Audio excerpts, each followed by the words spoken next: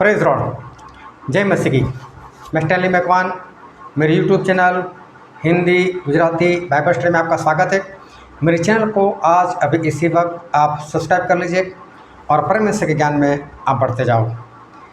अगर आप शादीशुदा हो और आप अगर जेंट्स हो, मेल हो, और शादीशुदा होने का मतलब ये है कि आपने खुद अपने लिए एक लड़की देखी, चाहे आपके माता पिता ने दिखाई, चाहे कैसे भी, लेकिन आपने खुद उसको देखा, आपने खुद उसको पसंद किया और पसंद करने के बाद आपको ऐसा लगा कि सही में यही मेरी सही चॉइस है और इसी के साथ मेरी ज़िंदगी चली जाएगी। आप उसको बेहद प्यार करते थे। और अगर आप फीमेल हो, आप स्त्री हो और आपने जिस पुरुष को पसंद किया तो आपको भी यही लगा कि हाँ, ये मेरे लिए सही है, इसके साथ मेरी ज़िंदगी चली जाएगी और इसके सिवा मुझे और किसी की ज़रूरत नहीं है। लेकिन हो सकता है कि आपके शादी का कुछ वक्त हो गया और हो सकता है आपको अब कोई और लड़की पसंद आ गए हो सकता है आपको कोई और पुरुष पसंद आता हो, आपकी निगाहें उसके ऊपर हो। तो मैं बोलता हूँ, इसको कहते हैं व्यभिचार। और व्यभिचार जो है ना, वो इंसान को अंधा कर देता है। और अगर आप कंवारे हो, चाहे स्त्री हो चाहे पुरुष हो, लेकिन अभी तक आपकी शादी नहीं हुई, आप जवान हो और आपका किसी के साथ लफड़ा हो गया जिसे आप प्यार समझते हो, लेकिन ये व्यभिचार है। और मालूम है, व्यभिचार इंसान को अंधा कर देता है और अंधे इंसान को कुछ भी नज़र नहीं आता। उसी तरह से जो व्यभिचार में फंसा हुआ है उसको कभी भी कोई भी बात नज़र में नहीं आती। एक परमेश्वर का दास था और उसका अपनी पत्नी के साथ कुछ लड़ाई झगड़ा हुआ होगा और उसकी पत्नी ने उसको छोड़ दिया। तो बाद में इस भाई साहब को और एक लड़की पसंद आ गई। मतलब ना तो उसके माता पिता ने दिखाई है, ना तो किसी रिश्तेदार ने दिखाई है, लेकिन उसने खुद ढूंढ निकाली। मतलब दोनों एक दोनों के प्रति आकर्षित हुए और दोनों एक दूसरे के प्रति आकर्षित होकर उन्होंने एक दूसरे के साथ शादी करने को सोचा। लेकिन अभी तक जो पहले वाली पत्नी थी उसके साथ तलाक नहीं हुआ था। अभी ये जो भाई साहब है, पहले अपनी पत्नी के लिए इतने तलबगार थे, इतने अंदर से जोश में थे कि नहीं, मुझे मेरी पत्नी चाहिए। लेकिन जब ये दूसरी मिल गई तो ये पत्नी अपने उसकी आंखों से उतर गई और अभी पत्नी के बारे में ना सोच रहा है, ना देख रहा है, कुछ भी नहीं, बस अभी तो यही चाहिए। अभी मैं इसको क्या समझूं? ये तो व्यभिचार है, क्योंकि परमेश्वर मना करते हैं कि हम कभी भी अपनी पत्नी को छोड़ नहीं सकते और अपने पति को भी छोड़ नहीं सकते। परमेश्वर ने दोनों को एक देह किया है, एक तन किया है। अब वो दोनों एक दूसरे के साथ से जुदा नहीं हो सकते। लेकिन जो परमेश्वर के पीछे चलने वाले होते हैं, ऐसे लोग भी जब व्यभिचार होता है तो अंधे हो जाते हैं। तो व्यभिचार वो इंसान को अंधा कर देता है और अंधे इंसान को कुछ नहीं दिखता। तो जो व्यभिचार में फंसते हैं ना, उनको कुछ भी नहीं दिखाई देता। क्यों ऐसा? क्यों लोग अंधे हो जाते हैं? और ये व्यभिचार का अंधापन है क्या, वो जानने के लिए मेरे साथ इस वीडियो में अंत तक बने रहो।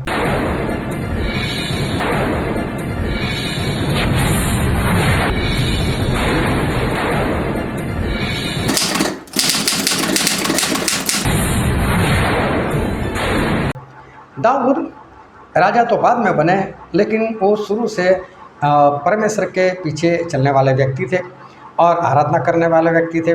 खुद गाना बनाते थे, खुद बाजे भी बनाते थे, खुद गाते थे, खुद बजाते थे और यहाँ तक कि उनका गाना सुनकर दुष्ट आत्माएं भाग जाती थी।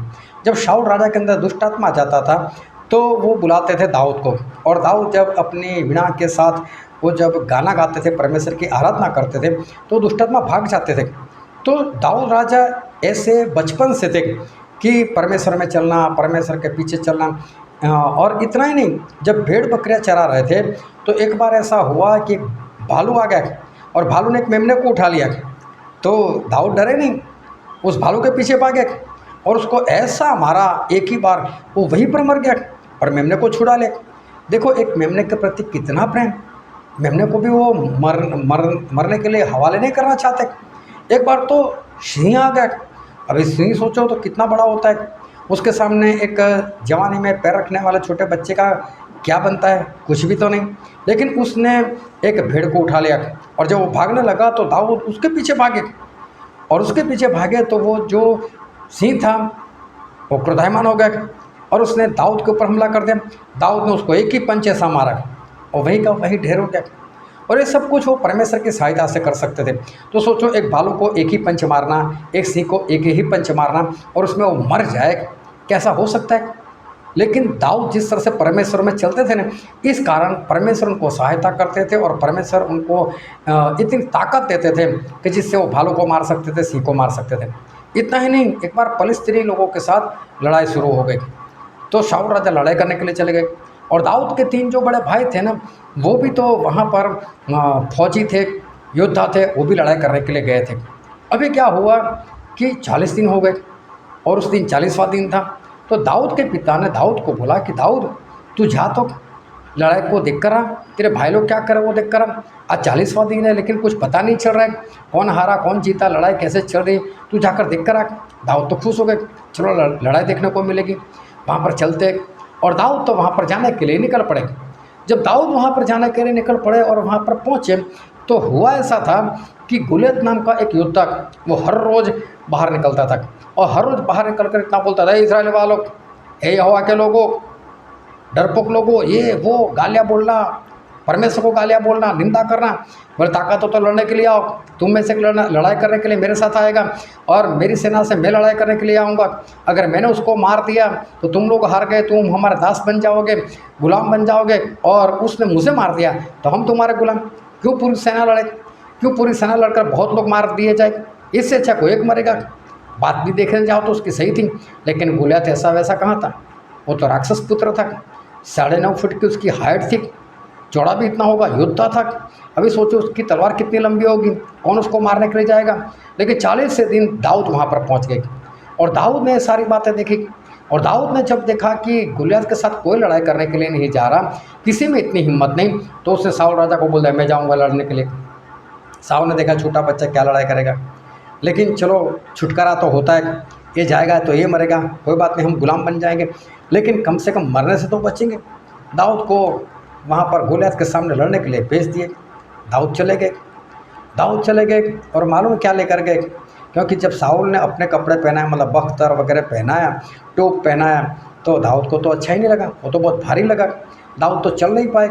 जब दाऊद चल नहीं पाते थे तो दाऊद ने बोला, ये सब मुझे नहीं चाहिए, मुझे तलवार भी नहीं चाहिए। उन्होंने तक छोटी सी लकड़ी ली, एक हाथ में गोफन लिया, हाथ में 5 पत्थर लिया, अपनी झोली में डाल दिए 5 पत्थर, और वो गोलियत के सामने लड़ने के लिए भागे।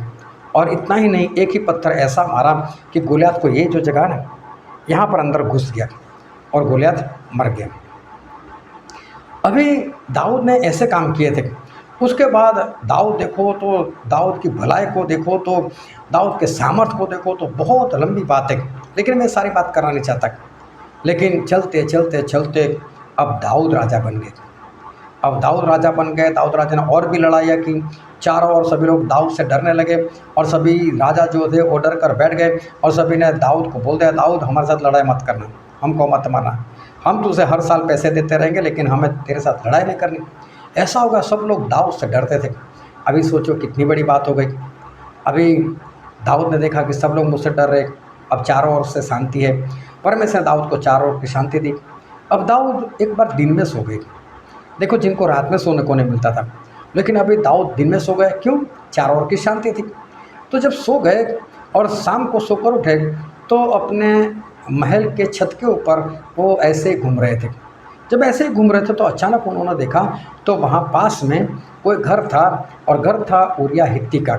उरिया नाम का एक इंसान था जो हित्ती परिवार से, हित्ती कौम से था, और वो दाऊद का अच्छा योद्धा था। और उसकी पत्नी बातशेबा जो थी वो वहाँ पर नहा रही थी। तो मुझे लगता है कि जो बाथरूम था वो बाथरूम ओपन होगा और ये बेचारी नहा रही है। और दाऊद राजा अपनी छत के ऊपर से देख रहे हैं। ऊपर से देखा खूबसूरत लड़की, और वो भी नहा रही है। नहा रही तो आप समझ सकते हो कि कोई कपड़ा उसके बदन पर है नहीं, खूबसूरत दिखती होगी, गोरी होगी, और दाऊद को लालसा हो गई, ये चाहिए। व्यभिचार का आत्मा मंडराने लगा। व्यभिचार में फंस गए दाऊद। दिखाने कि मेरे पास खुद पहले से पत्नी है, मैं एक राजा हूँ।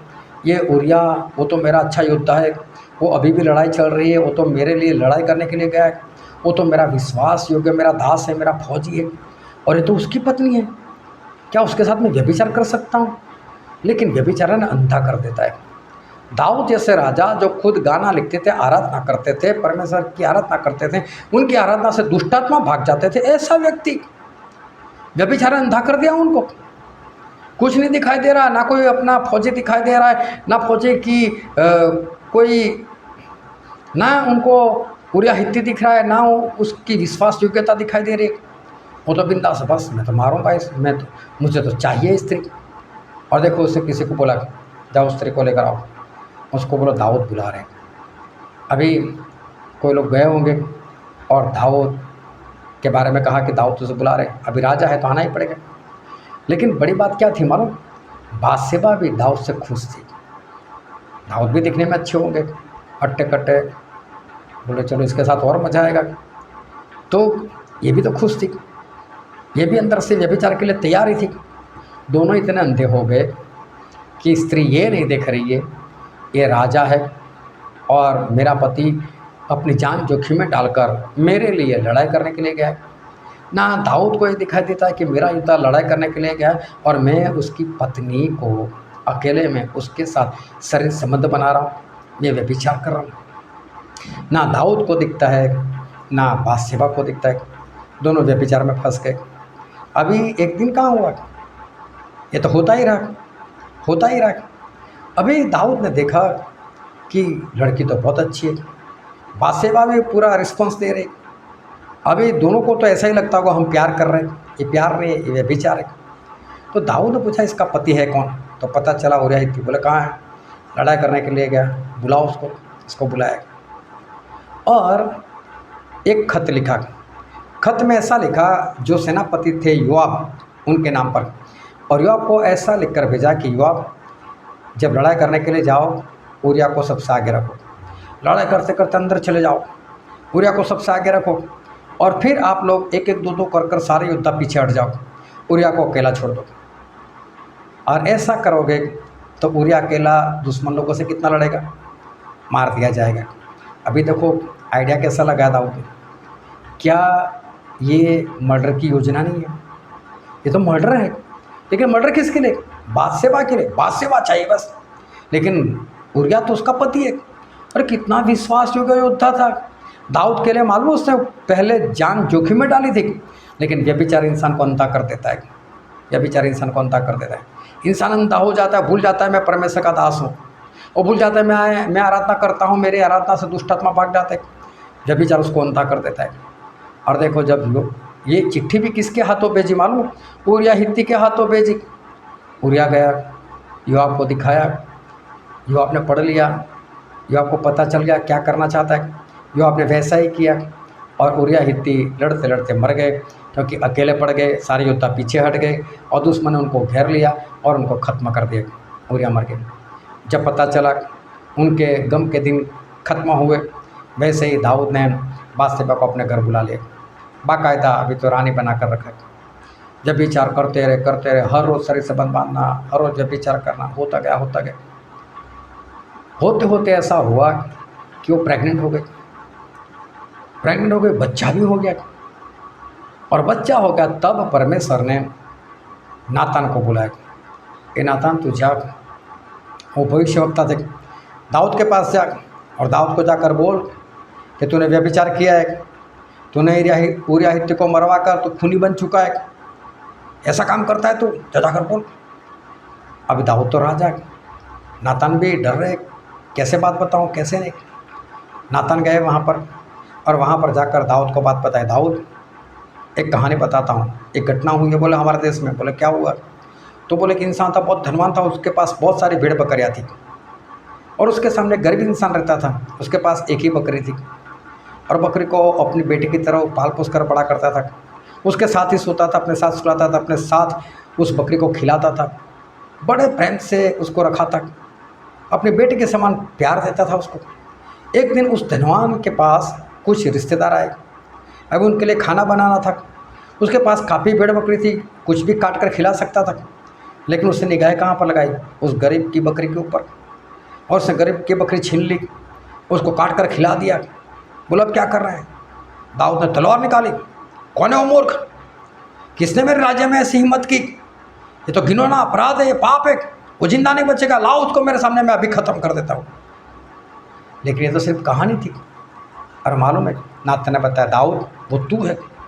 दाऊद तो कहे मैं कैसे?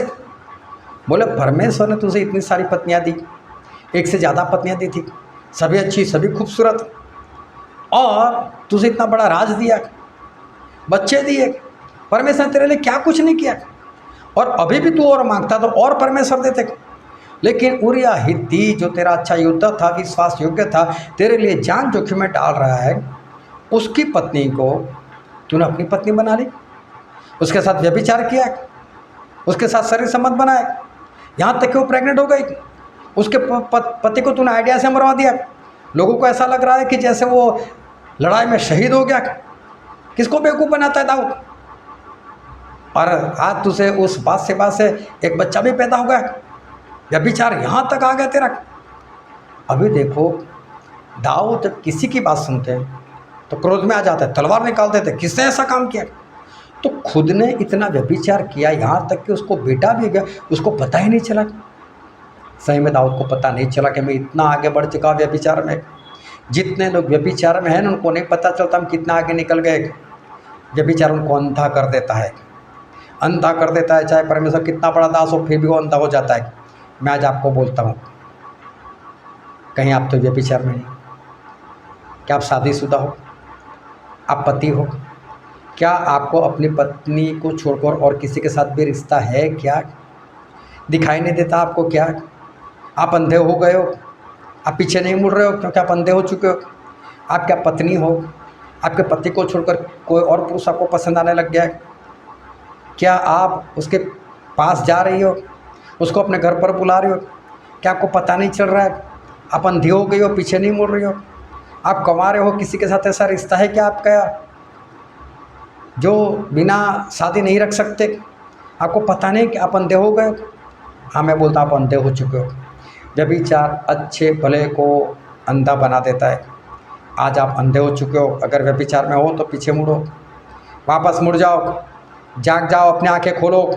परमेश्वर ने आपको अंधा नहीं बनाया, लेकिन व्यभिचार इंसान को अंधा बना देता है। पीछे मुड़ो, नहीं तो नरक में चले जाओगे।